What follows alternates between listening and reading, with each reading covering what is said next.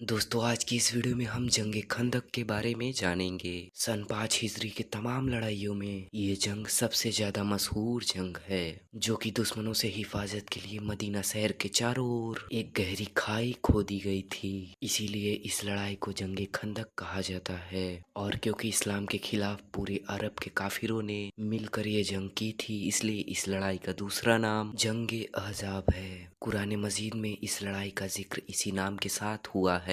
पिछली वीडियो में हम जान चुके हैं कि कबीला बनो नज़ीर के यहूदी जब मदीने से निकाले गए तो उनमें से कुछ रईस किस्म के यहूदी खैबर में जाकर बस गए, और खैबर के यहूदियों ने उनको इतना सम्मान और इज्जत दी। सलाम बिन मस्कम व इब्ने अबिल हुकैत व हुए बिन अख्तब व केनाना बिन अर्रबी को अपना सरदार मान लिया।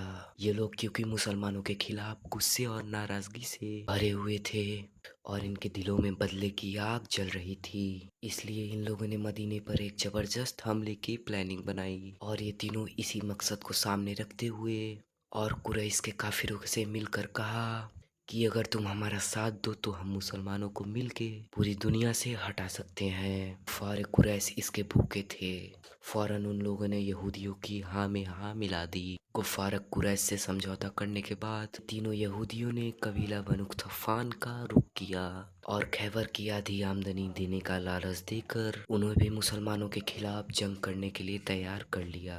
फिर बनु गफ्फान ने अपने सपोर्टर बनु असद को भी इस जंग के लिए तैयार कर लिया। इधर कबीले के लोगों ने इनको भी अपना हमदर्द बना लिया और गुफ्फार कुरैश ने अपने रिश्तेदारियों की बुनियाद पर किला बन सुलैम को भी अपने साथ मिला लिया। इस तरह तमाम अरब के काफिर कबीलों ने मिलकर एक बहुत बड़ा लश्कर तैयार कर लिया, जिसकी तादाद लगभग 10,000 थी। अबू सुफियान इस पूरे लश्कर का कमांडर बन गया।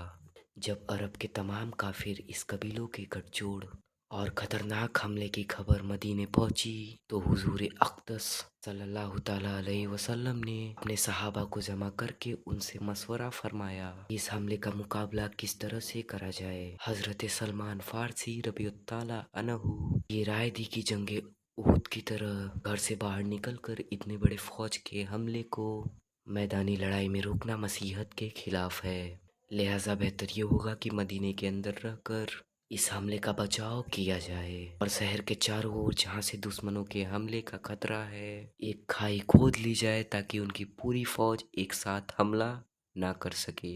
मदीने के 3 तरफ जो कि घरों की तंग गलियां खजूर के पेड़ों के झुंड थे, इसलिए इन तीनों दिशाओं से हमले का खतरा नहीं था। मदीने की सिर्फ एक दिशा खुली हुई थी, इसलिए सिर्फ ये तय किया गया कि उसी तरफ 5 गज गहरी खाई खोदी जाए। इसलिए 8 जुल्कादा 5 हिजरी को हुजूर पाक सल्लल्लाहु ताला अलैहि वसल्लम ने 3,000 सहाबा को लेकर खाई खोदने में मसरूफ हो गए। हुजूर पाक सल्लल्लाहु ताला अलैहि वसल्लम ने खुद अपने मुबारक हाथों से खाई की निशान तय की और 10-10 लोगों के लिए 10-10 गज जमीन बांट दी और तकरीबन 20 दिन में ये खाई तैयार हो गई। हजरत अनस रज़ी अल्लाह अन्हु बताते हैं कि हुजूर पाक सल्लल्लाहु ताला अलैहि वसल्लम खाई के पास तशरीफ लाए और जब आपने देखा कि अंसार और मुहाजिरीन ठंड के मौसम में सुबह के कई दिनों के भूखे प्यासे होने के बावजूद जोश और मेहनत से खाई खोदने में लगे हुए हैं तो आप बहुत मुतासिर हुए